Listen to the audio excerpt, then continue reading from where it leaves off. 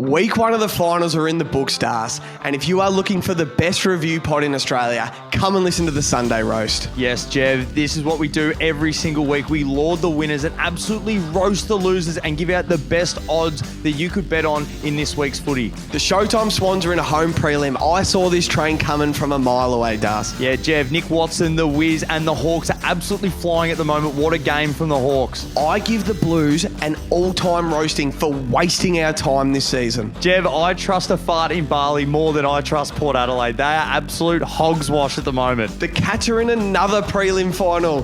They're 9th under Chris Scott, and the Giants and Brisbane are setting up for an all-time final next week. Tune in, the Sunday Roast, like and subscribe to the 100K pod. Bash.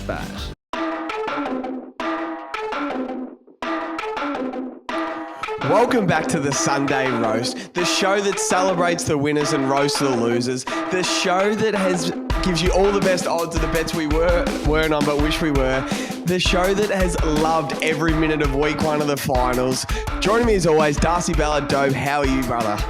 Jev, I'm good. This is take 3 or 4. So I've just moved into my new place and I've been sold a lemon with the internet. So it's not working. So I'm actually at Jev's house. I'm in another room so we can still get the Zeddies, which is pretty funny. We're going to do it together, but it works better when you're actually in other rooms. So I can sort of hear, but this is good, Jev. This is how professional we are. Yeah, we're in the same house, just different rooms. This is going to be good. It's going to be a good roast. I'm excited. What a weekend of footy it's been. It's been awesome. So it kicked off on Thursday night. So it just goes to show, why weren't they just putting Thursday night games on for the rest of the year? Like, it's just bizarre, like, especially for the interstate sides or other teams like, well, we'll say at the start of the year, like, why can't the Hawks just play on a Thursday night or someone else rather than burying two teams at 1:10 on a Saturday? So it was a massive crowd, obviously a massive letdown in that game. But yeah, we may as well get stuck into it, Jev. How shit were Port? So let's go all the way back to Thursday night. The Geelong Cats rocked up to Adelaide. They walked into Ken Hinkley's house. They put their feet up on the couch. They said, Zach Butters, make me a sandwich. Jason on Francis, grab me a Coca-Cola. Connor Rosie, put on my favourite movie. They just disrespected them. They won by 84 points. It was just from minute 1. It was actually a pretty good game, probably halfway through the second quarter, and then it was just ugly. Yeah, talk to me. Well, like when Jez Cameron came on and kicked that first goal, you're just like, oh my God, are they going to come in and jump him? Chris Scott said at the start of the year, like, they're in the business to win a grand final. Like, that's what they do. Like, they don't really care about the home and away as long as they qualify. Obviously, they'd like to qualify near the top so they can get the double chance, which they have, straight through to a prelim. But that's what they do. Like, if you look at Essendon or like some other sides, Carlton have been there obviously the last probably 10 years. If you're making a final, like, how happy are the fan base? It's like, yes, we've made it. They don't care. Like, they're just like, we're in it to win premierships. And you can look at like Hawthorn, they've been there for so long, the Swans. So they're just different sorts of teams. And like, you almost write them off because it's meant to be a cycle. Like, you're meant to be good and then you're meant to be shit. And that's why everyone's counting them out. They're like, no, they've had their time in the sun and they just come back and do it again. But what we want to talk about, every team has injuries. And I'm not going to cop it from Port Adelaide being like, we don't have Houston, we don't have Farrell. Well, guess what? You've got another All-Australian halfback, Darcy Byrne-Jones. I just don't know why they weren't talking about it more in the media. Like, put him halfback. He's an All-Australian. Don't complain that you don't have any halfbackers. He was All-Australian 2 years ago. When Butters went down, yeah, it hurts. You've got a Brownlow medalist there from like 3 years ago, Ollie Wines. Get him to do the work. Like, you've got players. Every team has misfortunes. Every team has injuries. Suck it up. That is not the reason why you got done by 84 points. You were second to the footy. You got absolutely bullied. Patrick Dangerfield, he's one of those players, Jev, that you just have to keep. You can't worry what he's doing home and away season. Like, he's only got a couple more years left. Just get him to finals and then we judge him on that. Yeah. That's what we need to be judging more people on, like what they're doing in finals. Like, even through the mid-season of the year, we always said it's like Port Adelaide, yeah, they're doing well. Fuck it. We're not going to look at them. We're not going to assess them or judge them until they do it in the finals. Until then, they're still average and they're just flat track bullies at home in the home and away season. They got absolutely slaughtered. Jeb. I remember Daniel Hoyne during the week said they're ranked 18 for ground balls all over the field, Port Adelaide. And just, we were sort of talking about, I just had a feeling Chris Scott, 2-week break, you just knew he was going to have something in store for them. And they just kicked it to contest after contest, and the ball hit the ground, and Grime Myers and Sean Manor and Max Holmes and Brad Close and Tyson Stengel just got to work, and they just made them look so average and scared. Like, they look stunned. They look scared. When that ball hit the ground in Geelong's forward line, the Port Adelaide defenders just didn't want to be there. Like, they just didn't want to be there. Yeah, 100%. But it just like...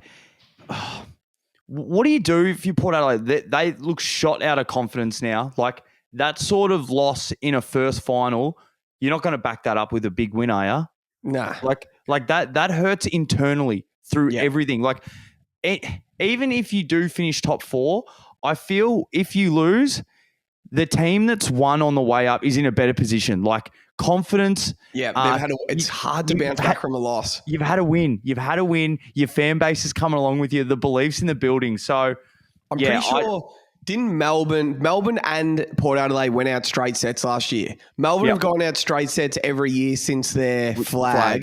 Port Adelaide have gone out straight sets their last 2 times they've had the double chance or saying. Yeah. Hawthorn are coming over to Adelaide with that much confidence. Gus, I want to talk about Connor Rozee. When is the last time he's ripped a game to shreds that Port Adelaide haven't basically they've won it at quarter time? Like, when's the last time, tight game, fourth quarter, Connor Rozee's put Port Adelaide on his back and just said, come with me, boys, I'm winning it, like we saw Isaac Heaney do this weekend, like Danger's done hundreds of times, like Jez Cameron does, like Pat Cripps does every week of the thing. Every week. Is he the biggest myth in the AFL right now, Connor Rozee? Yeah, well, and like we spoke about this yesterday, and I really want to know how much of it is due to that injury prep this year. Obviously, he hasn't done it as of late, but he dominated, like had one of the best games we've ever seen at Gather Round against the Bombers. Yeah. And then what he do? His leg, what he do? His ankle? No, I can't remember his injury was. He did the hammy the showdown. And then they rushed him back 2 weeks. No, sorry, did his hammy against St Kilda on that Thursday or Friday night. Then he played the showdown the next week against the Crows. Then he missed 2 weeks, played, missed another week, and he just hasn't been the same since. Yeah, I just want to know how much of that is like you're trying to – it's not like you've done a full preseason and you hit the ground running. Like, he's trying to get fit while the season's on. So I'd love to know how hurt he's actually been. But 100%, like, it's been Horn Francis and Butters that have had to carry them all year. Ollie Wines has actually had a really good year, but – you can't roll over in a home final by 84 points when you finish second on the ladder. You just can't, can you? Second, like, you win that week off, you're in a prelim. You're in a box seat spot. You don't have to leave Adelaide. Just to try and book yourself into a grand final. Just to try and get there. They've got so many question marks on their side. Obviously, Houston and Farrell out, bad luck. But Geelong are missing players. Everyone still says they're old. And how's the inexperience in Geelong? Like, they've got 8 or 9 new guys. It was their first final, and they just took the bull by the horns and just ran all game, and they just played a perfect game. As you said, Chris Scott was almost laughing. He's like, "We've watched the tape. Like, we know what they're going to do. So as long as we execute our plan, we'll be fine." Like, he was like so confident. It's so funny, our man Kingy being on the coverage and speaking to Chris Scott before the game, and Chris Scott's like, he was just so confident. He said, "Yeah, if they don't get us in contest, we should get them around the ground." And King's like, I can't believe how much confidence Chris Scott just had. He's like, I can't believe he said what he just said. And then they just came out and did exactly what he said. They just knew. What was going to happen. It was just, what a performance. You cannot trust Port Adelaide as far as you can fucking throw them. Nah, no way. But like, just to be absolutely manhandled in the middle, Holmes and Dangerfield as well. That's the 1-2 punch that they've missed most of the year. So they won the first 5 games and then lost the next 6. And those guys weren't firing. They're a different side when they're in. But we have to just, like, Dangerfield's brutality and just running through blokes is reminiscent of the 2022 grand final. Like, I'll never forget it. Bigger, faster, stronger, just everything. That year in 2022, Tom Papley used to go to about 50% of the Swans centre bounces. That's when I had my 2 and 15 club shtick, and Tom Papley would have 2 and 15 every single week. Then grand final day, Pat Dangerfield made him look like the littlest boy on earth in those centre bounces and just blew it. And he hasn't played centre bounces since for the Swans. He doesn't go in there anymore. I reckon they watched that tape and just said, he just got brutalized in there. Yeah. And basically, like, that can't happen again. And now he's just a small forward for us. And it was great. And we got to the grand final. We had a crack. But ever since then, like, you just can't be in centre clearances. So I find it, I think about it all the time, Das. Pat Dangerfield is one of the best players we've ever seen in our life. Ever. And you can there's so many ways you can compare him to Dusty. Like, everything about, like, the amount of Brownlow votes, him, Fife, and Dusty for those like 7 years were just, Danger has like the most Brownlow votes. Fife got the Brownlows. Danger won one. I think he's on the exact same Brownlow votes as all of them, but Dusty has the 3 premierships. But I don't think I've ever had Danger on my pyramid. And we've been doing the pyramid for 2-3 years. I don't think I've ever had Danger on my pyramid because he's always injured. Inconsistent home and away regular season, always a bit injured and stuff. He is just a star and just an all-time player. Well, you have to look at, so it was him, Dusty, Fife, Ablett Jr. for that period. There was a patch where it's like they were averaging like, it was either 0.9 or 1.1 Brownlow votes a game. Yeah. So if you look at, there's 44 blokes out on the field every week and you're in the top 3. One of them's going to Danger. You're in the top 3. You're getting a Brownlow vote, at least one every, like that's... Yeah. When you think of that, there's 44 blokes out there, and for every week, it was for like a 4 or 5 year stretch. Like it's like they're just the top 3 players on the ground. They're just going to do it every single week. But yeah, as I said, I'm surprised they didn't take him off because, like, imagine like he just did an injury. Like hopefully he's good to go, but it's just like you got to save him from himself because he just goes a million miles an hour. Yeah, it's awesome to watch, but the like speed translates when you're watching it on the field, like how quick it looks, but when you're that size and you just move, you cut. Like he was like prime Adelaide, Dangerfield, where he's just like bigger, better than ever. It was awesome to watch. And then Jeremy Cameron's just an all-time player as well. As I said earlier in the season, a ballologist. What he does with the football is just unbelievable. And JB's call on Triple M of that snap, piss off! So good. Just to kick that in a final is, what a player. He's if you were to rank forwards like of the last 50 years. Yeah, where do you go since the year 2000. Since Ablett, Plugger and stuff and Dunstall haven't been playing.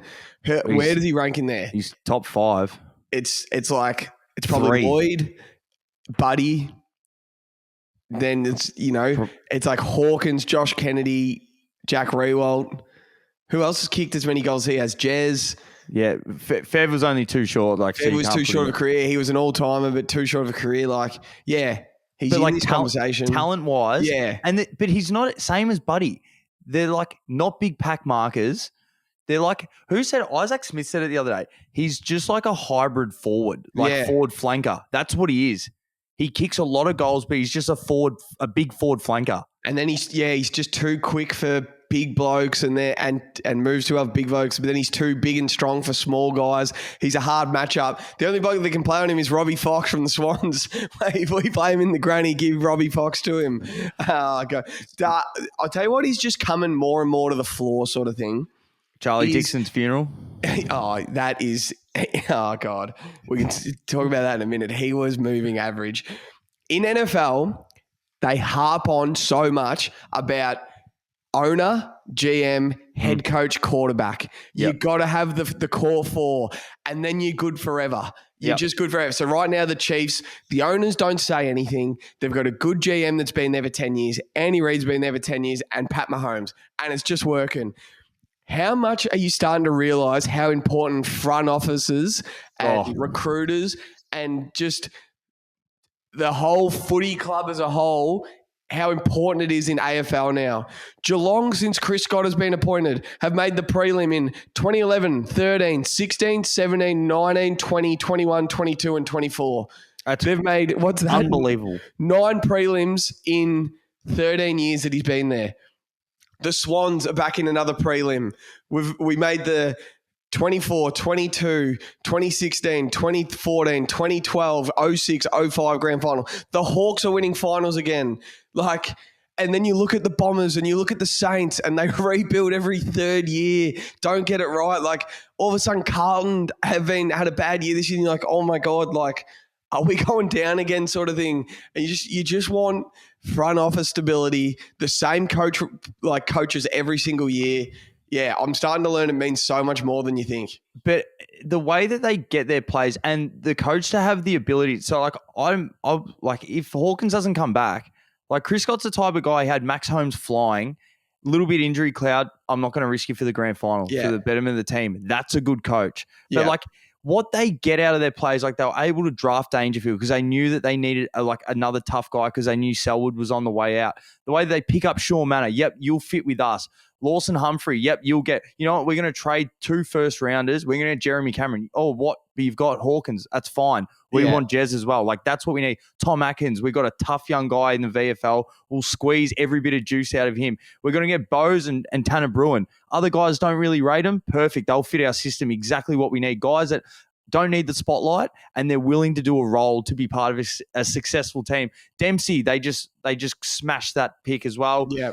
Henry played awesome and just trying to get everything they can out of Stanley and those bigger, awkward guys. Just like, hey, we need you to run, need you to compete. And then you find another big guy like Shannon Neal, like, just, hey, we need you to pop up and kick 2. Yep. You're probably going to be second, third fiddle down there, but just do your role. Smalls gets to the feet. And then, you know what we're going to do? We're going to take a punt on a guy in his third club in Tyson Stengel because we just reckon that we can straighten him up because we're a good cultured club. Yeah. Like, it's awesome.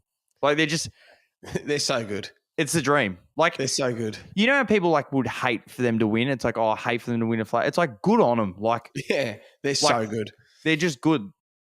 I won't touch on Charlie Dixon too much. I've said it for the last 2 years that he shouldn't be playing anymore. See, they just put blitz halves on him and he just dog walked him around the park. Oh. Wherever Dixie went, Blitzars followed when they went in the ruck, and he just ran him into the. Oh God, poor bloke. Is that his last game for Port Adelaide? Yeah, of AFL football. Yeah, he can't play this week. Nah, let's do some odds, Das. Yeah, go possessions first. Yeah, so let's go. Max Holmes had 28, so for 25, he's probably $2.45 is delicious. Yeah, because he's always around that mid-20s. Zach Guthrie had 27. Zach Guthrie, you reckon? Oh, I'm gonna have to find him. Might only be able to get him for 20. Zach Guthrie for how many? 27.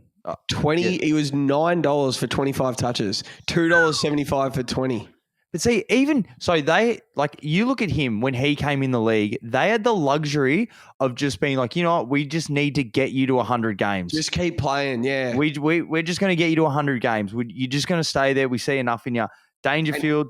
20. Oh, everyone else is fucking nothing. Just 20s. Yeah. All right. We'll go goals. Oh, here we go. No, Sean Manor for 20. Oh, yes. Sean Manor for 20. And Grind Myers. Sean Manor was $3.50 for 20. Grind Myers was $2.08 for 20. Lawson Humphrey as well for 20. Your man. Look, they found him from nowhere. $3.25 for 20. Does not turn the ball over when he gets it. No, he just knows what to do. And goals. Cameron 4, Stengel 4. Jeremy Cameron for 4 was $6.75. Stengel was $12.50 for 4. I got him at 11. Come on. Got him. Sean Manor for 3. Sean Manor. What a player. 14-1 for 3. Grind Myers 3. That would have been heaps. Yeah, this is going to be a lot. 29-1. Wow. Shannon Neal for 2. Your man, Cowboy. 2 wheelchairs handed out after the game. Oh, yeah. He was $2.80. And Jack Bowes. How many did he kick? 2? Yeah. He went heaps. Like 15 for 2. I can't find $12.50. Das, I also screenshotted the handicap market. So I can see here. Geelong 40. Geelong minus 42.5 was 13-1. I don't have any more than that. Like, that's where I stopped. 42-1. That's awesome. For 84-1, that would have been like $50. Yeah, at least. Oh, 84.5 points. Yeah, that was crazy. Righto, let's get on to the next game. Friday night, this lived up to the hype. Well, one team lived up to the hype. Well, one team came and performed. The other one went to soup a little bit. The Hawks went by 37 points. I'll just give you the floor here, Das. Go for it. Yeah, so the Hawks aren't even getting in arm wrestles, are they? They're literally blowing the doors off sides. So there's something in that. They've lost 2 games since round 9. They had that massive lead against Port Adelaide, and then they had the Giants away, and then the Giants come back. They're their only losses. So when coming into a final series, like Carlton lost, what? We only won 2 of our last 11. In bad shape coming into finals. That's how we played. The Hawks, like, why not? They're just going to run through Port Adelaide next week. They're going to absolutely run through them. The Hawks fans are going to travel. Like, they were so dominant. Like, I know you'll touch on some of their stuff in the midfield, but they just made them look second rate. They couldn't get their hands on them. Newcomb and Warple have just had such good seasons. It's like they've just put time into it. They're like, we're going to play this way and we're just going to get our hands on it. Even 2 years ago when we were saying, they love getting their hands on the footy and flicking it around, even if they're not winning, which they weren't 2 years ago, but they're just happy to have their hands on the footy. But I just want to know, so you've got 2 young kids. So obviously Cole Shadir, 3 goals, 4, just looks like, what could he be? Anything. Could be absolutely anything. And then the Wiz had a couple of nice, really set shots. He paid a nation, Jeff. He paid a nation. I came out, had the video of the Wiz. I said, hey, look, boys, this is probably the night. Had the odds boost for 3 goals as well. End up kicking 4. But he was just electric the whole night. The first half was a little bit quiet, and then he really came into it. But I just want to know, so Sam Mitchell sat down 2 years ago, and he's like, we can't be looking at what the good teams are doing now. We have to look at it, what we want to play. And then in 2 years' time, teams are still trying to figure it out. He knew that small ball was like, this is what we're going to do. Whether there's bigger players on the board, fuck it. We like Cole Shadir. We've still got Bruce.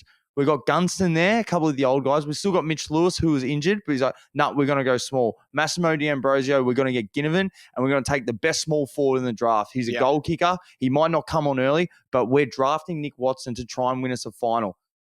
Didn't win them the final because it was a whole team performance, but that's the way that they're going. And it seems like a lot of small forwards, they're tough to get. Carlton can't pick one.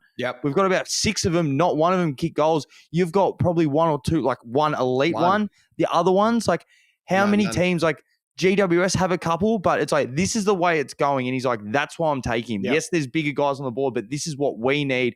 And it's so good to watch. Like, everyone's amongst it. Connor McDonald played awesome. Finn McGuinness, I didn't think he was going to get back in the side. Good on him. They remind me, it's like, just, I know Sam Mitchell like wanted to get in front, but how much are they like the 2017 Tigers where they put Higgins, Rioli, Castagna, and who was the other small forward they put in the park? And then it was just re-rolled up there, and they just kept getting it forward and kicking it in there, and it was just so much speed on the ball. Yeah, they're coming from nowhere. It's not about like 200 stoppages in a final. It is dominance and fast ball movement and risky kicks. Every minute that clock's ticking of every quarter, they are looking to score. So they've got like that part of Collingwood the last couple of years, how they just scored and scored and scored every minute of every quarter.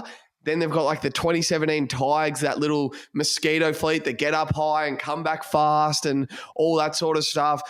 They've got Jack Gunston just running the show down in the forward line. He's teaching Cole Shadir, who just runs and jumps at absolutely everything.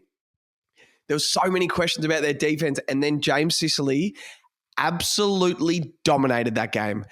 Dominated. His kicking is a feature. Like a feature. And Luke Beveridge had to send Jamara Ugle-Hagan to tag him. He had to, because Jamara was having an all-time bad final. An all-time shocker. And his confidence looked shot. Like shot. He looks, when he missed that one 15 metres out, Sam Darcy still played all right. His kicking let him down a little bit. Norton had his moments, but Jamara had a shocker. I don't know why Riley West wasn't in the side. Neither do you. We don't know why that wasn't there.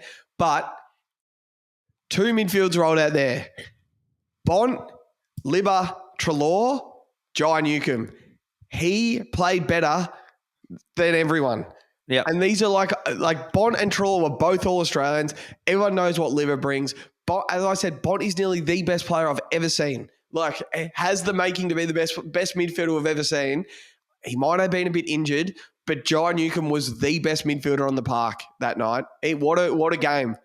Oh, and the fact that they've got Lloyd Meek as well, having one good ruckman that can just feed the boys, because their inside work is unbelievable. But they've just got these kickers on the outside. Massimo D'Ambrosio just hits, like he just gets the ball and does the right thing with it. Yep. Sicily literally looks to like, he's like, where's the hardest kick that I can hit off? Like, where is it? Remember that one against Collingwood? He had it on the TV side in the back pocket, on the flank, looked inboard and just put a 60-meter through ball past two Collingwood players. And I think it was Jarman Impey ran straight through ball, and then they got a hit up forward. Like, you need these guys in your team that can kick, and it makes the biggest difference. But the confidence going in, Jack Ginnivan could have had a shot on the run, probably 80% shot, kicked it to Nick Watson's probably a 90% set shot. Like, and he was celebrating. Like, they all just want to kick like 2 goals each. Yeah. They're happy to kick 2 goals, and they just want to get up and down the ground. But it was domination. Yeah. So the Bulldogs, like, you got to wait another year. Got to wait again. But I just want to know, in the coaching box, because Jamara was starting on the bench, surely he's a player, if you're thinking about coaching, it's like, I need his mental game to be on. If he's starting, he's going to be happy. Norton can cop starting on the bench. He's a bit more thick-skinned. It's like, hey, I need you to start here for 5 and then you're on. Yeah, I can do that. You need Jamara to get his hands on it early and get his confidence kick up. The first, yeah. Oh, yeah, like if he kicked the first instead of Norton, we're looking at a different game. Because dropping his head, that set shot told you everything. He like rushed it, went in 2 steps and like just shanked it. Like, and he's like, fuck, what am I doing? Has anyone lost more value this year than Tim English? He was the All-Australian ruckman last year. They were talking about the 6-year, $6 million deal he was going to get. Lloyd Meek just beat him. He's just a bang-on average ruckman at the moment. I'm not saying you'd rather, but Gawn, Jerry, Grundy, all these guys are still better than him. I think anyway. Lloyd Meek, it is like all I thought all week. Now that it's happened, everyone's so excited about the Hawks. But as a Swan supporter, first of all, I was so glad those 2 teams were playing each other. And I'm like, I hope the Hawks win. I want the Dogs out. And then you just watch it and I'm still like, thank God the Dogs are out. They're so good at every position on the field. They're so good. But now the Hawks just pumped them and then they just looked average and second rate. And it's like, well, see you later. Good luck next year. Bond's 30 or he's 31 next year. Libby's getting older. Treloar's Libby's a year older than that. Treloar's in the 30s. Yeah. Like, bad luck. See you next year. Their timelines don't match up with their forwards, do they? Like Darcy's 19. I think Jamara's 21 and Norton's like 24 or something. So Darcy still needs another 30 games. Jamara still needs to get to 100 games. And Norton's about to hit his prime. Can Treloar, Libba and Bont hold on? And Ed Richards is a nice sort of connector. Can they hold on to get Sam Darcy's prime when he's the 24-year-old, Jamara's the 27-year-old, and Norton's like 29, where Jez Cameron is now? We'll see, man. We'll see. But on the Tim English thing, I have an ear in the Bulldogs corridor, Jeff. Yes. And I've heard that his effort gets questioned. Like, I'll tell you off camera, but it's a very reliable sort that he's questioned. Like, uncompetitive? I think he needs to go on SAS with Ant Middleton. Oh. Honestly, like, to toughen him up a touch. Oh, he's just that big Kendall, is he? I'm just saying. Soft, brand new. Yeah, you just see it. Oh, fuck. Rory Lobb had a good game, Das. Yeah, what a final. The Hawks lived up to the hype. I saw someone interviewed after the game and Sam Mitchell just said, go out there and put on a show, boys. You deserved it. Like, that was his pre-game thing. Like, go out and put on a show. Yeah, the Wiz. The Wiz. I thought he was bang on average, and he sort of had 2 goals gifted to him that landed in his chest and kicked 2. I'm like, he still wasn't that great.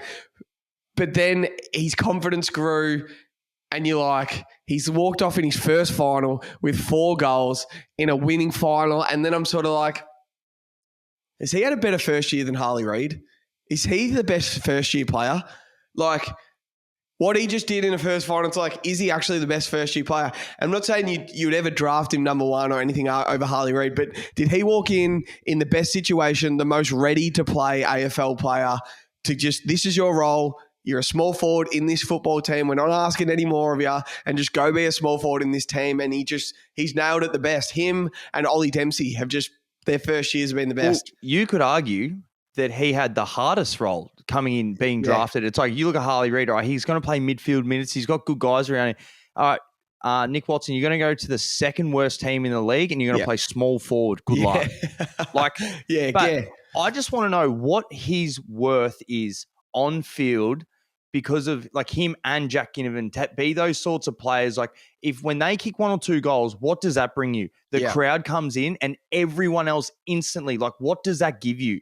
Like you see, as soon as he starts kicking goals, they had a whole bay for him, Hogwarts. Like it's his first year. It's his fucking 20th game or whatever. And that's what's going on for him. I was just so happy. Like I was happy that I was on the bandwagon early for him just because it's like you like the small players and it's like it's hard usually when they come in the league. So it's like, I'm just going to hook me trailer to him this year and we'll see how we go. And at the start of the year, it's like, yeah, he was copping it, but it's just good to see him. Like he would have been stoked. Like, oh yeah, start of the year's out the window. It's like I've come, I'm kicking goals now. I'm playing a big part in a really good side. Like that, they're the movement. The young kids, him, Massimo, Ginnivan, Colchester, like, and then the young mids, like they've made this culture. They've created like this Hawthorn side compared to the ones where they're three-peated. Like they were hard-nosed, just tough. These guys are just brash, confident, and just like try and come with us. The TikTok Hawks, they're just it's just like social media, it's celebration, and everyone loves them now. And they're Australia's team right now. And if your team's out of the finals, you go for the Hawks.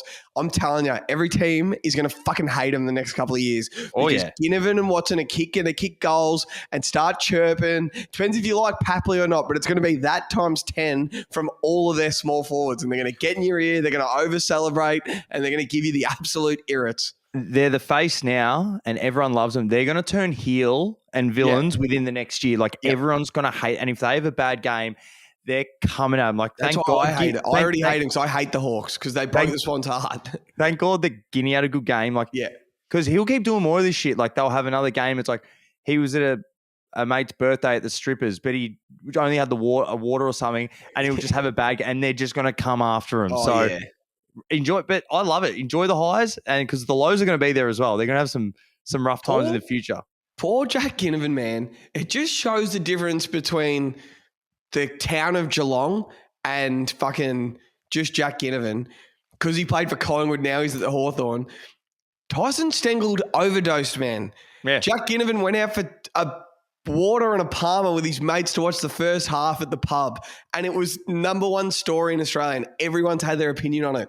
The poor bloke can't go anywhere. But it's just unbelievable. His market value, like for himself, post footy, it's like whether he's just like, I'm just going to keep doing this stuff. Like he's going to be loaded forever. He's just adds cashies. Like he's like a bit of a Dane Swan, isn't he? Does it a bit different. He's like the next sort of Dane Swan in personality and marketable wise of how he does it. Like he's got an Anzac Day medal. He's got a premiership medal. He's kicked goals in big games. He's controversial. He's big on TikTok. Now he's at the Hawks. Like, yeah. It is his brand is huge. Imagine like in the future him being in the media, just awesome, just like talking shit. Like he'd be so good. Let's get some odds. So John Newcomb had 35 disposals, Jeff. That was 1150. That's what a big game. Dan Ambrosio had 30. 725. Scrimshaw for 25. Scrimshaw, he's had another good year. Where is he? Scrimmers. 1050 for 25. Connor McDonald for 20.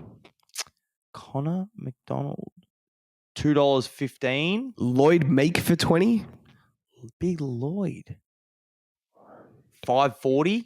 5, 6, 7, 8, 9, 10. They had 11 players get above 20 disposals. Oh, mate, they're the best team to bet on. 11 players. Like Blake Hardwick had 20, Josh Ward had 20, Harry Morrison had 20, Carl Amon 20, Sicily, Meek, McDonald, like all of them. Go goals. Dogs. Nah, it's only Libba 25, which was like $2 something, I think. And then Trelaw 25. Yeah, 215. Trelaw was $1.25. Go goals. Nick Watson for 4. Yeah, so this is I think. 26. I got him at 26. You got a 26. And we both got the odds boost to 3 and gobbled that up. That was delicious. 100%. Colchester here for 3. He could have had 8. 625. His set shot from that pocket on the left-hand side, as soon as he hit the ball, you just knew it was going through. Just flushed it. What a player. 3 goals, 4. Norton kick 3. Norton, $5. It's good. Finn McGuinness for one. Finn McGuinness, the finisher. No, you couldn't even get him for one. Couldn't get him for one. And then Lloyd Mead kicked one. Jai Newcomb kicked one. Jai Newcomb was $2.80. Lloyd Meek was $2.80 as well. Yeah, nice. That's about it. Mate, it was an awesome game. We think the Hawks absolutely run through Port Adelaide next week.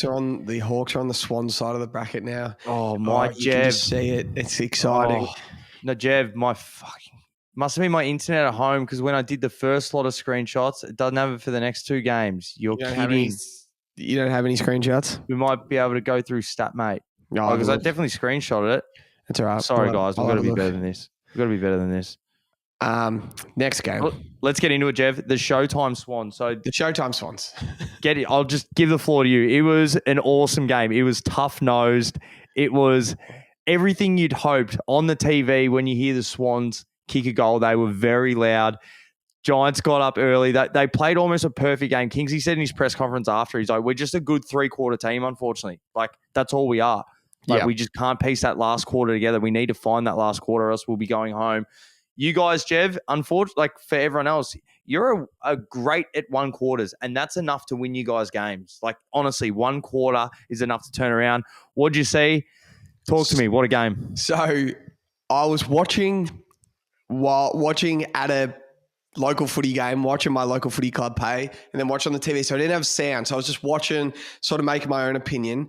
And the Giants were winning, and it was about whatever it was 20 points at halftime. What I was watching was the Giants were good. They were getting their shots on goal. They were kicking. They missed a couple of shockers. They could have been more in front. And also, the Swans were getting their inside 50s, and they were still moving the ball and getting chances. But Sam Taylor was just, and Jack Buckley were just a brick wall. They were just playing all the time. And bloody McLean, McDonald, and Amadi had about 3 possessions between them at halftime. And it's like, oh, God, like Sam Taylor and Jack Buckley are playing bloody well. Our tall forwards aren't playing well. And the Giants are taking their opportunities up forward. It wasn't doom or gloom or anything. I'm like, it'll come. It'll come. And it was basically Isaac Heaney kept us close enough at halftime. He had the one goal. How nice was that little one-handed mark he took in the pocket? He just stuck the mid out. You know, Tom Papley kept us in it. Isaac Heaney kept us in it. Guys like, Rowbottom and stuff. And they were just doing enough to keep us close. And then the second half, Isaac Heaney comes out, takes one of the greatest marks in finals history. That extra leap he got, how high was he? He was so vertical. So high. You got to give Jack Buckley credit, grabbing his arm on the way down because he would have died. And it was Heaney, it was Papley, it was Braden Campbell coming on as the sub. Have you has anyone ever come on and had more? I'm just thinking finals. Had a better sub, had a better last quarter as the sub as Braden Campbell just had. 9 touches, a goal, and just everything he touched turned to gold. Every possession he had. That torpy kick that went about 100 metres and was about this far from going out, and then that killed the clock, and then Iden picked it up. Just everything he touched turned to gold. Chad Warner's fourth quarter. He had 13 touches, 7 clearances. I don't know how many meters gained, and just everything he touched turned to gold. Errol had I think he had 11 touches at 3/4 time. He ended on 23, so he had 12 touches in the last quarter. But Isaac Heaney had an all-time finals performance. All-time history book finals performance. 30 touches, 3 goals. I try not to be too biased with Isaac Heaney because it's his first real year in the midfield. I watched Bond play Friday night. I watched Cripps play last night. We've watched Lachie Neale play all year. Dacos isn't playing anymore. I just don't think there's a better player in the AFL than Isaac Heaney right now for the whole season. I just don't think anyone's better.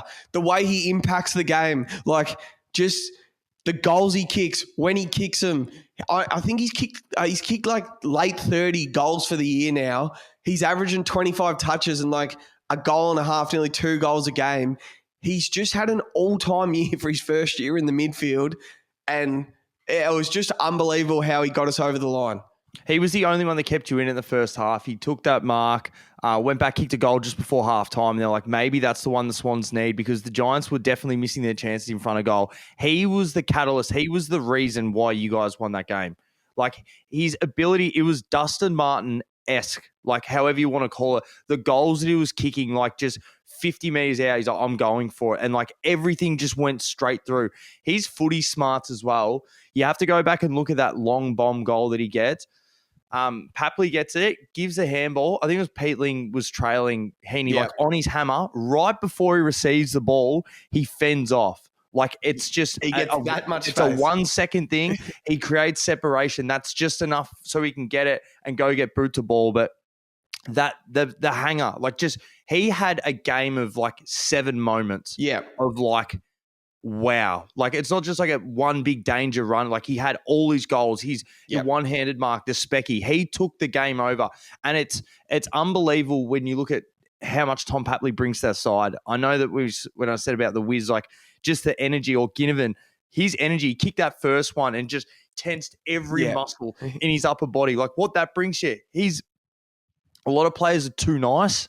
They're just happy to go out there. He's happy to get in the face of someone. He doesn't give a fuck if you like him or not. If you like him or not, he doesn't care. He's not there to make friends. He's getting paid. He's there for his teammates. And a lot of people aren't like that. Local footy, a lot of people aren't like that. Like guys that are there to do their job, they're like, I don't care about I'm not here to be nice. I'm here to do my job. Yeah. So what he didn't get on the stat sheet was like the pressure efforts, the little handballs, the tap-ons, creating 2-on-1s and bringing the ball to ground. Like, just don't let the opposition win the footy. Let's keep it alive. Let's try and get our guys close to the contest so we can reload. Just give the boys a chance to keep the ball in play and not turn it over. Like, have it as a dispute ball, 50-50. He was fantastic. Toby Green had one of the all-time bad games for him. Yeah. Missed a couple of early set shots. There was one where it came over the back, and he should have ran into an open goal, would have put him up by maybe 30 points early. Yep. He paddled it on, was waiting for the bounce, looked up, went back down, missed it. Heaney took the ball off him, and he ran the other way. He just had about 4 or 5 times where he could have really broke the game open and didn't seize one of them, it felt like. Binger couldn't hit the scoreboard. Well, Darcy Jones, like they were just a little bit off. Hogan was on early, but as you said, did McCartan win? Like, did he end up winning the round? You know, UFC 10-9 round. Did McCartan get him again? He kicked 2 in the first quarter, so you're like, this has 5 or 6 written all over it. He was on, but I'd have to go back and rewatch it because when you said that last night, I was thinking, I think McCartan got him again. Yeah, probably. I don't remember the ball coming to it. It was going to Keith all the time. It's like, where's Jesse? Keith missed that shocker in the last quarter with about 4 minutes to go. Das, you and me are massive NFL fans. Yes, we are. Situational football, time score situation.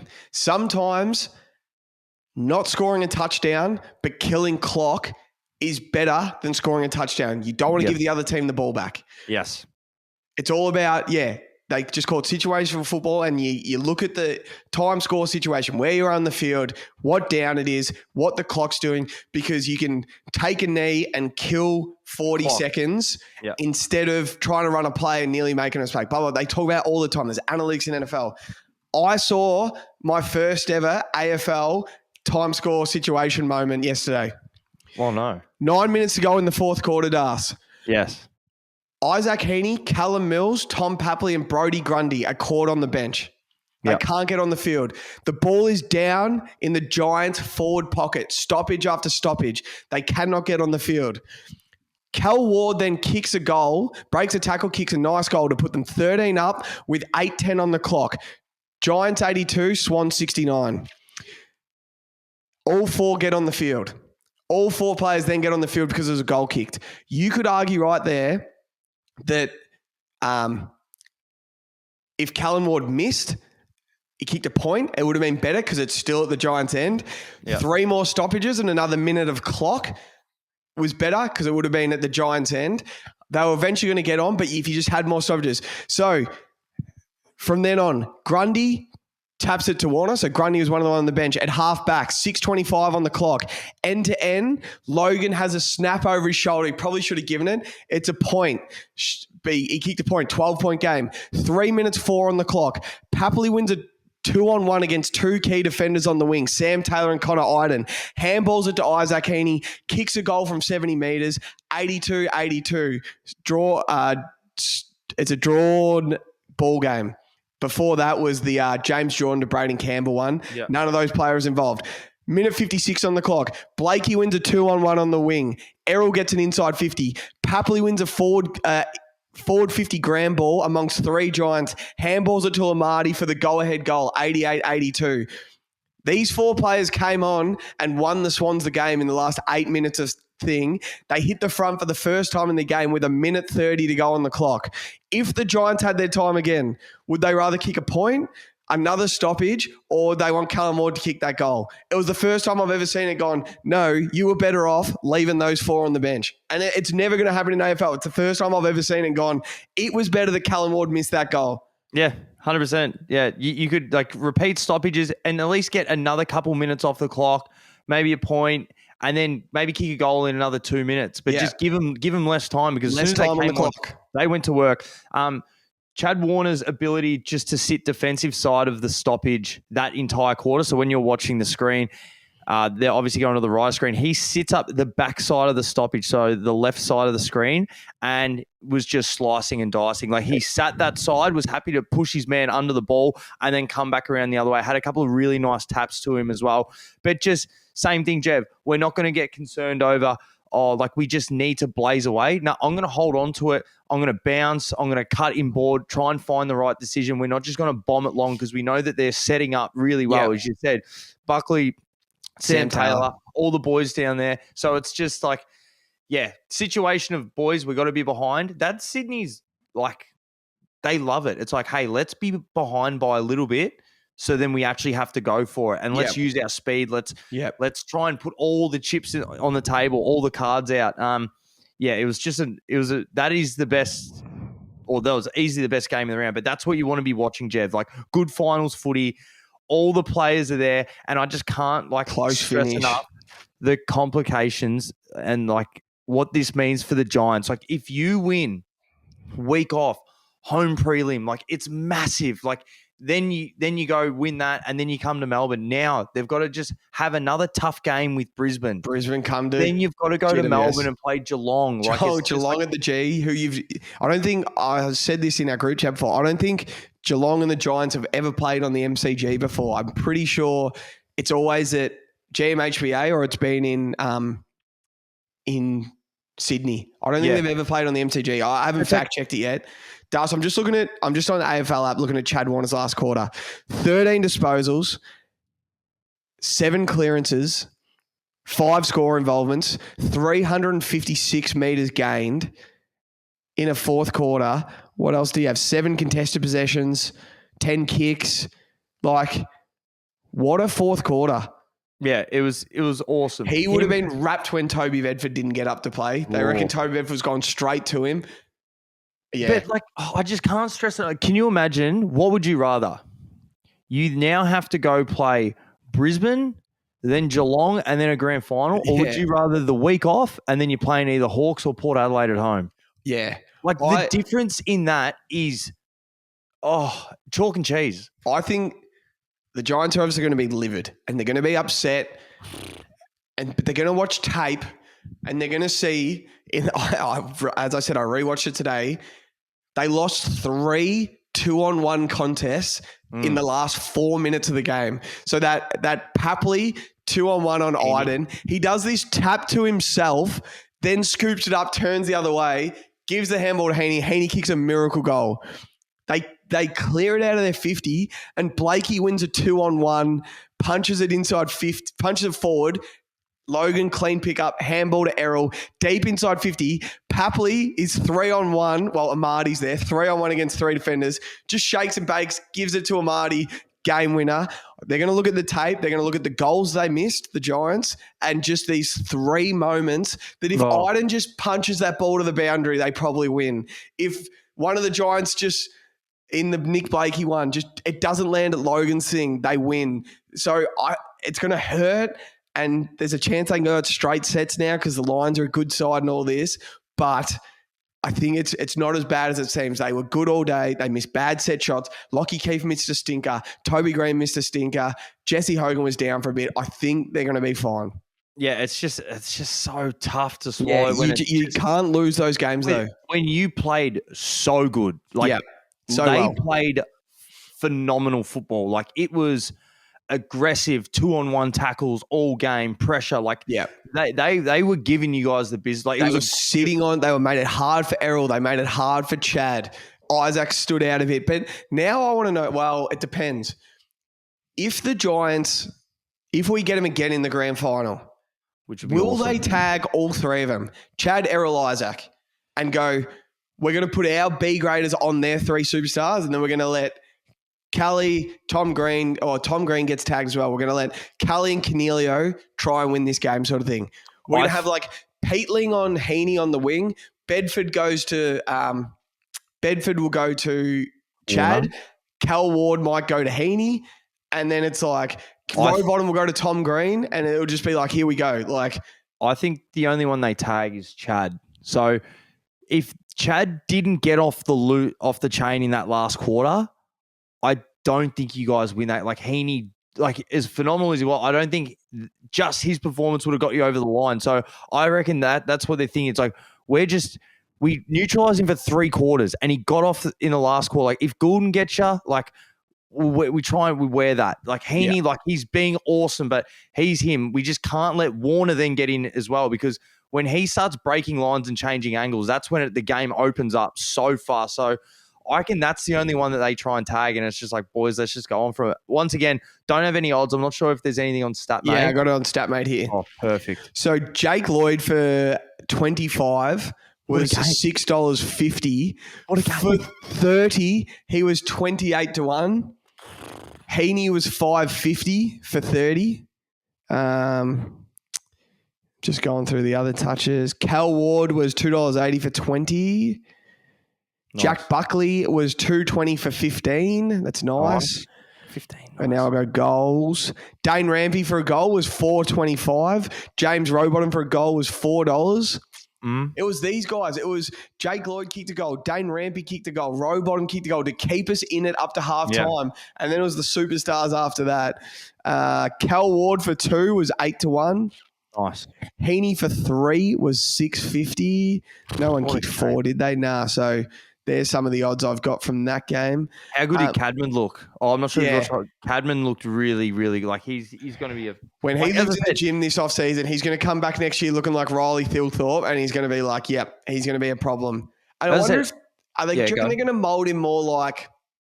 Do you reckon they see him more like Jeremy Cameron than they do Jesse Hogan? Not as much a bear in the square, more a hybrid, nice and tall, jump at the 100%. Footy sort of forward. Yeah, for sure.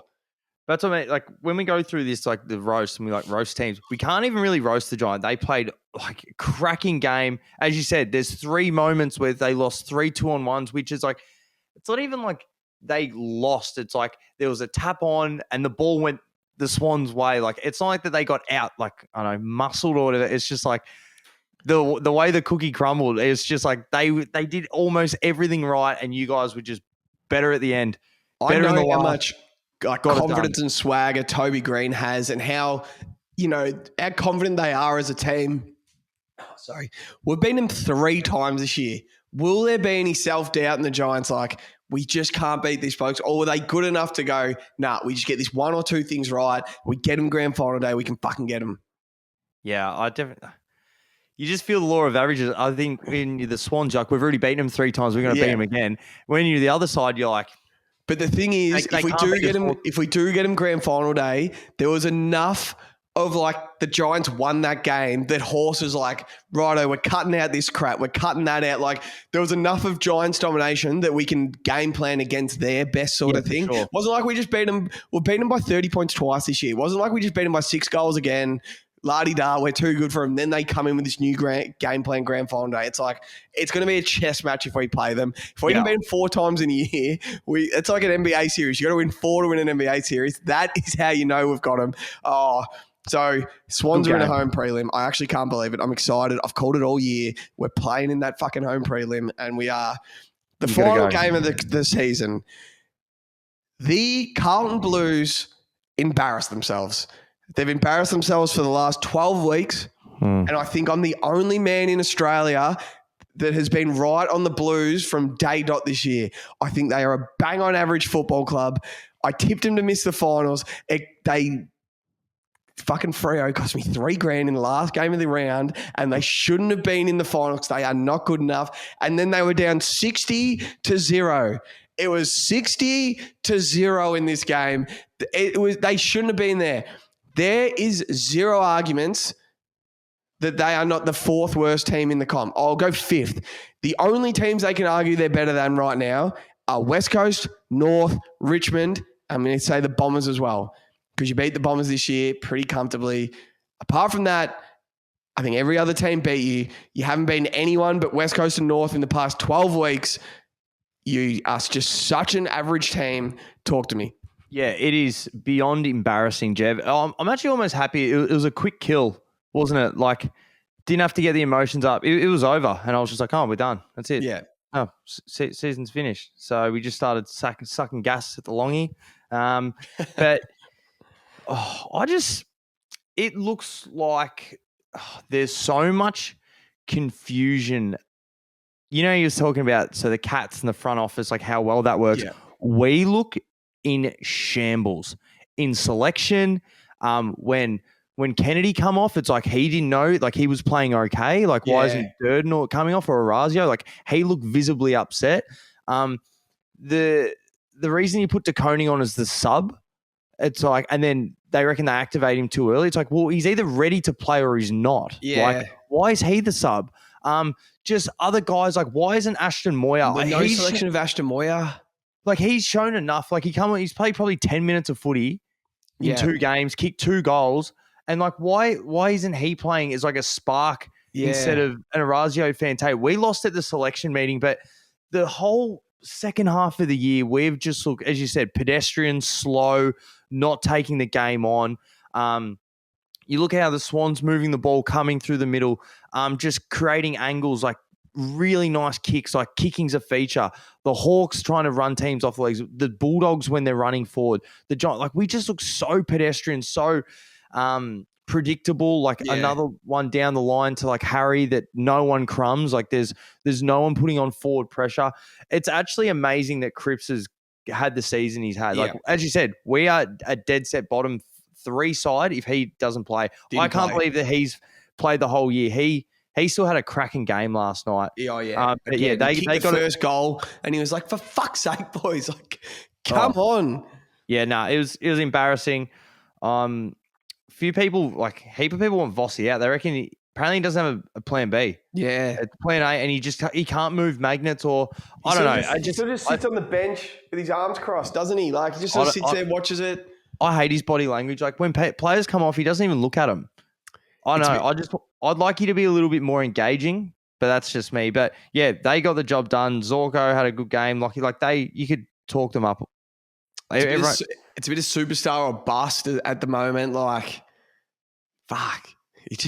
We were beyond bad, as you said, the whole second half of the year. So I'm going to sit here and say that we're any good. We're going places. Like we were beyond bad. So is there anyone? So as we were talking about this last night, Sam Mitchell, when he started coaching, he traded Jaeger O'Meara and he traded Tom Mitchell. Tom Mitchell was like 12 months off his Brownlow when he traded him. And he said, they're good enough players. They're so good that I'm going to select them every week, but they're not in our next premiership team sort of thing. I need to get young guys playing in that midfield. And I'm not going to pick a young guy over Tom Mitchell because he's Brownlow minutes, but he just traded him away.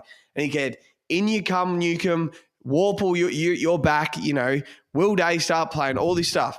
Is there anyone at Carlton that's sort of like, we just need to get him out of the building because we need to get Ashton Moyer in? Well, it looks like I don't know what Chera's doing. We got that Cooper Lord, that other young kid that played pretty well. I know you might have someone else on a wing, like Jackson Binns maybe can come in. You've just got like Jack Martin's obviously going to go. Yeah. Like he's one of them. You can't get him on the field. Like a Nick Newman. Is he stealing someone's spot at halfback, or you reckon he's a bagger sort of thing? No, we still need him for now. But it's like a lot of meeting. We're like, what's Sard doing? Like, Like Chera? Would you give up Chera for a bag of chips? I mean, I said Chera. I just think, well, apparently he's been extremely frustrated. Like he got drafted as a midfielder. His final series last year was so good. Yeah. Was such a good player, like a really good marking midfielder, was taking the game on, and then they've put him at a half forward, a half back. Yeah, I don't know. It seems like the club is not in a good spot. Like where the players are, they all look frustrated. And the amount of times that Cripper has to keep fronting up, nah, boys, it's like, nah, come on. We've still got another chapter to write. We've got to go again. It's like, can anyone come with me? Yeah. Can anyone? But same thing. We win one or two of those games out of the last two. We finish top 4. I know. So it's like, how far off it are you really? Yeah. But it's just like the game when you watch us, it's too many hit or miss moments where it's lapses of goals and it's just like, what are we doing? But like that Geelong game this year, like it's going to stay in your memory. Like that was the perfect game of football a team could play. Yep. So that shit stays in your memory to not change ceiling. it. That's the ceiling. It's like, you know that can win a flag. Sam Walsh, he needs to, I don't even know, it's just not get injured this preseason. Even though like, what do they say? You need 90% of your list to do 80% of the preseason or something. Isn't that what there's a saying like that? They say 90% of your list needs to be doing 80% of the preseason, and they always talk about it in January, February, March.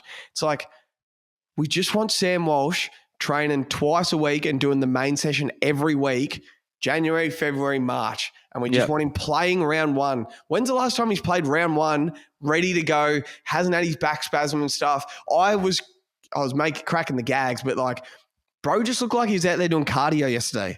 Yeah. Like he's just running around at the moment. There's that wasn't the Gary Ayres medalist and stuff. So I'm interested. And you know how he's wired and stuff, and he's a workhorse, and probably in the next 2 weeks, he'll just go run himself into the ground or something. But are they going to be able to convince him that like, we don't want you to start training until December 15th, and then you can have your little off-season break and start doing the running program, but we want you at your best February and March, fully fit, ready to hit this season instead of the back spasm and stuff. I'm so intrigued how they handle it. Pat Cripps deserves an all-inclusive first-class flight trip paid by the Carlton Blues straight to the Maldives for 4 weeks of just whatever he wants to do, because that man did everything for you guys this year. He's had like such a consistent season, hasn't he? Such a good season. Like he's had a fantastic season. So I hope he's awarded at the back end or in a couple of weeks. As I said, there's like probably 3 of them that all deserve. Actually, if you look at the season now, especially if it kept going, like Heaney definitely deserves, like his season as a whole and what he's done, absolutely deserves to be in that top echelon. Bond still hasn't. He definitely won't vote. He had a couple big games, but Cripps, I just feel, has been so consistent all year, like 31, like 15 clearances, like 28 contested. Like, it's just like you're just being a bull every game. Yeah. And you imagine how many players break down. The fact that he hasn't broken down, because he's always been injured a lot. He's been out there every game. So he's been awesome to watch, Jev. We were absolutely dog shit. Brisbane, though, I still think that like, I know you're buying Brisbane stock. You're buying what Brisbane putting down. You're not that. I think they're so selfish. Yeah. And they just have shots from bad spots. Like their kicking was still bad last night. I just think I just can't see them winning another 3 games. Yeah. Like, happy to be wrong. If they do it, congrats. But I can't see them winning another 3. As we were saying, we're massive Monday means test fans, Kingy and Jared. What does Kingy always say in the means test?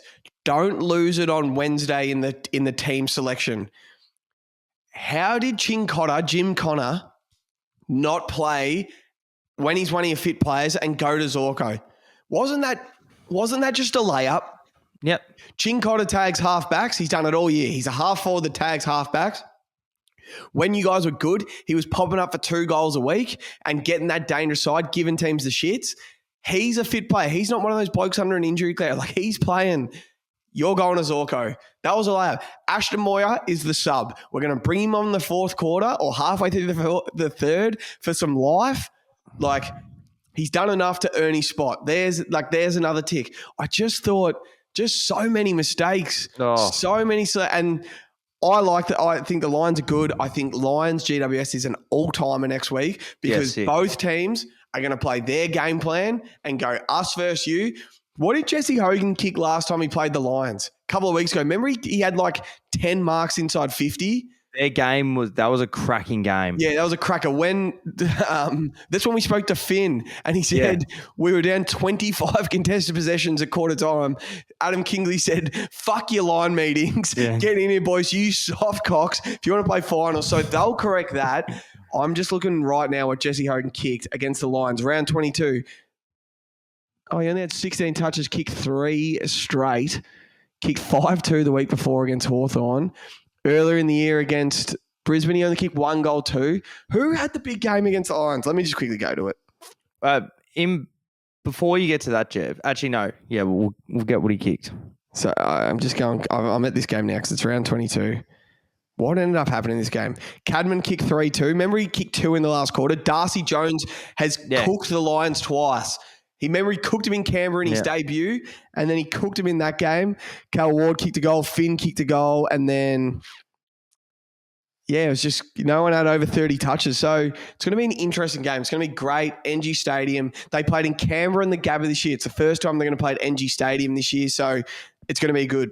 So I want to bring in, I did mention on the pod a few weeks ago, Jeff, so there's the Gary Ayres medalists, there's all that. So we're bringing in the smalls medalists, so the best small for the finals. Obviously, with all the teams this week, so there's a maximum of 5 votes. Now, there'll only be 2 games, so next week you can only give out 3-2-1. This is going to be good. We have to agree on this. This is going to be good. The smalls medal, because this is like the golden fist they give up on the bounce, but that show is unwatchable. So let's try and make this watchable. So we're going to go through. Or do you want to have 5 votes? One vote. 1 vote. Grind Myers gets 1 vote, had three goals, 21 touches, and was subbed off as well. Subbed off. He could add more. Awesome. 1 vote, Grind Myers, love it. 2 votes, Sean Manor. 3 goals, 23 touches, 13 score involvements. It's a good forwards game. Great forwards game. 3 votes, Tom Papley. Now, not his best statistical game, but the fact that, so when you look at Geelong, they absolutely manhandled Port Adelaide. So everyone was getting a lick of the ice cream.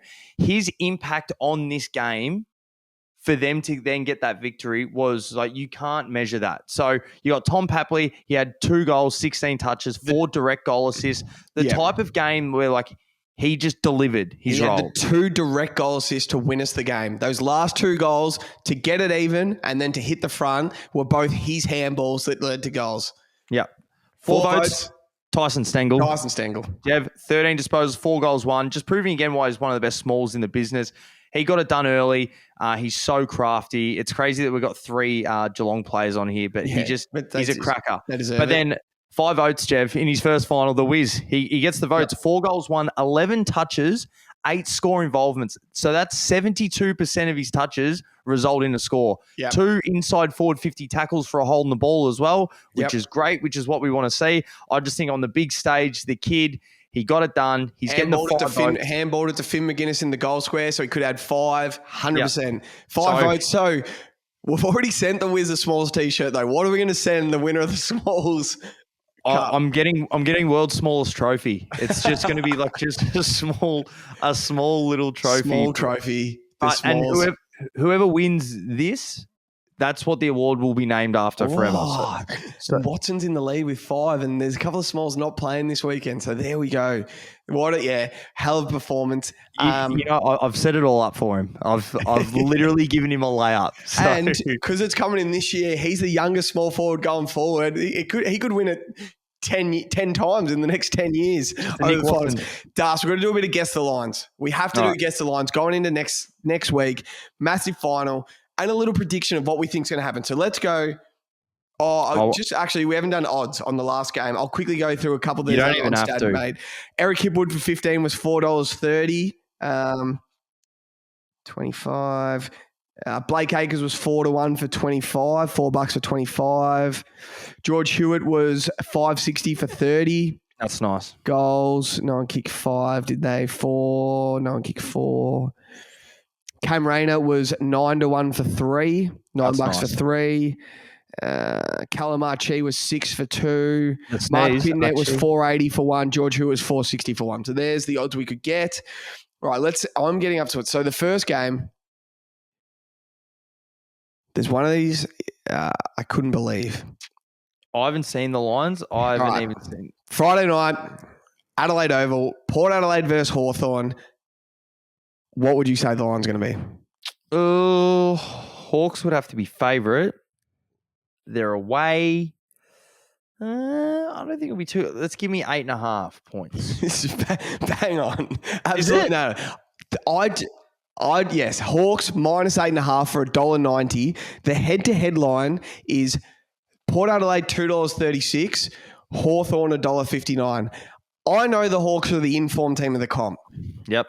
How the hell are Port Adelaide, and I know Zach Butters might not be playing, how are Port Adelaide underdogs? How are they 8-point underdogs at home, second on the ladder? It's just the way the momentum of Hawthorn and the betting markets of Hawthorn. This game should be 1.5 points max. It should be Hawthorn minus 1.5 or Port Adelaide minus 1.5. It should be a pick 'em game because no matter what you think and how good you think Hawthorn are, it's still Port Adelaide at home, Adelaide Oval, and it just shows you just cannot trust them as far as you can throw them in a final. No, so let's put our betting hats on for a minute. So yes. Who do you think wins? Hawthorn. But if our gambling hats, if we're taking the line, I'm taking to get to $1.30. I'm taking the Port Adelaide points. You think you have to, and also you're going to wait last minute. So if you ever want points, because Hawthorn are going to get smashed in a little bit more, so that might end up going out to almost 2 goals, and then you could tease that. But fuck, who knows? Hawks might go out and beat them by 80. So that's the thing about taking Port Adelaide points is we know Hawthorn score every minute of every quarter, and what you could have a 27 point plus 27 points, and it could be 10 points at 3/4 time. They could lose by 50. So we're definitely going to be taking. Actually, if you're getting Hawks minus 8.5, you can probably get Hawks plus 12.5 for $1.30. Is there a scenario you see Port Adelaide blowing out Hawthorn? No. I don't think I don't either. Because if Hawthorn are down by 30 points at 3/4 time, they will have an absolute crack. They'll go, but that's it. They've got that weapon. They've got that. Carlton don't have that weapon. So many teams don't have. They've got the weapon. They're just like, we're going to run you off your legs. Nah, fuck that. Let's just tease the points to make Hawthorn plus points for $1.30. Next game, I've got the head-to-head market here. GWS Brisbane, Saturday, 7:30. I thought it might be a 4:40, but it's 7:30. What do you reckon? I'll go the line first. So I think, Giants at home, they'll be favourite. Be pretty close. Brisbane have been good. I'll go just over a goal, 7.5. 4.5. Giants minus 4.5. Brisbane plus 4.5. Thought that would have been head-to-head is GWS $1.73. Brisbane $2.12. So you're getting money for Brisbane. If you like them to win, just take them head-to-head because there's no point in taking the team 4.5 points. I always think about it as 6. If you're going to win, you're going to win probably by over 4, 5, 6 points. So you take Brisbane head-to-head or you take GWS head-to-head, basically. Yeah. Well, if you want that, I definitely think the Giants, because if it was -7, it's no. But if I had to take a line, I'd be taking Giants -4 because I thought it was going to be more. Yeah. I think, so if it's giving me less points I have to worry about, I'm just going to make up the numbers, but for $1.30, would you rather Giants plus 11.5 or Brisbane plus 21.5? You'd almost lean Brisbane. You'd take the extra 2 goals. 20 points is a lot. I reckon 20 points is a lot in a must-win, like a do-or-die final. Like you go home if you lose. So that you roll the dice points, sort of thing. Brisbane could be up by a goal and then they kick one late. There's your 12 points. It's over by 20-something. Yeah, I'd probably have to go the extra points. They match up really well with each other, so I think it'll be a little bit closer. So you think it's going to be... Giants? I'd take Giants at line, but if we're teasing and if you can get around 20 points for $1.30, I'll probably take Brisbane. Take the Lions. So it could be a Hawks Swans SCG Friday night prelim, and then a GWS Geelong Saturday 4:40 at the DI. That's what we want. That'd be awesome. We should go to that game. We should fucking go to that. 100%. Well, that's why I said when Geelong won, like we have to go to a prelim, but it'll be impossible to get tickets. No, if there's a betting agency out there listening to this, just get us in your box. Like, this is all we want. This is what we do this stuff for. We do this to eventually one day to be able to just, hey, there's a game in Adelaide. We're flying you there. Perfect. Get us in. Prelim at the MCG, boys. We want you to come in. If anyone can hook us up with some box tickets, we'll suck the box gas. All of it. The Asahis will be dry. I'll be talking Chinese. What a weekend of footy, Das. Awesome. And it's good. We haven't done Sunday roasting. It feels like forever. It's good to be back. It's probably got a bit longer than we planned. Hour 15. Oh, well. We spoke about the footy. We said 4 games. Oh, we'll get this done in half an hour. We have a lot to talk about, though. I could talking shit. All right. Good work, mate. All right, mate. It's good. Can't wait for footy this week. You're on night shift, so you're not on the 100K pod this week, are you? No, shattered. It's just me, the Brownlow Shark, and Morg. So we're going to get all the Brownlow tips. If you've got anything you want to know about the Brownlow, DM us. So we've got it ready to go. Yeah, because there's all the head-to-head markets at the moment. So if you send them in, then the Shark will just be able to go through and be like, yeah, this is who I have on more votes. So you can't multi those head-to-heads up. They're individual bets. Yep. I think there's about 18 of them. Jeff, what we're going to do, we're going to put $10 on every head-to-head that the code thinks is more. So we'll outlay $180, $1.90 back per one. I reckon we're going to clean up. Let's go. And also for everyone, NFL, enjoy when you're listening to this. Yeah, we'll get more NFL content out soon. We're just fucking busy at the moment. Yeah. All right. Chances are you're about to lose. For free and confidential support, call 1-800-858-858 or visit gamblinghelponline.org.au.